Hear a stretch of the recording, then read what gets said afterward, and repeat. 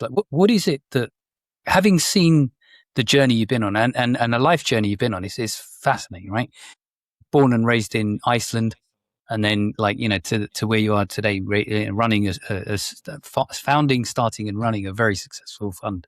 What do you trust in yourself most?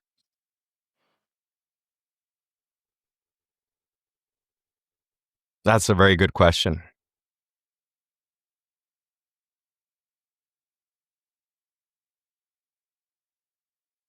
I think probably what I trust most in myself, and what has stood me in very good stead throughout my journey, is being able to find good, aligned people.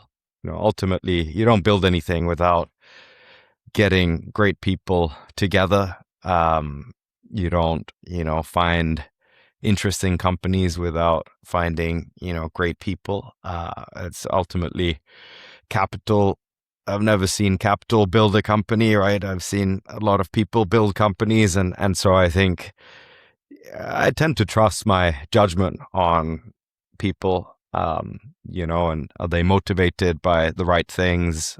That's a big part of any conversation leading up to an investment, is what fundamentally drives you, why are you doing this, and are we aligned on that? And so I think that's something that I tend to trust my judgment in that respect. And so if you kind of reflect on that journey, and was this the dream? Would 10-year-old Ari? Not at all. In fact, I remember at university, I was thinking about getting into NGOs maybe, or joining the UN, or one of these organizations. I studied international relations, and business was not really on my horizon. I remember making websites, and coding games and making little apps when I was a teenager, and it was around the dot-com boom. And I remember feeling this sense of FOMO. Wow, it'd be cool to build one of these internet companies. I don't think I ever managed to launch anything, more than maybe a couple of websites dedicated to some video games I liked. But I do remember having this strong pull towards being a part of, building something, one of these really cool things that, you'd read about in the newspapers. And so I think I was drawn to it. But then at university, I kind of took a detour in a way, and was more interested in NGOs and maybe public service, or something like that.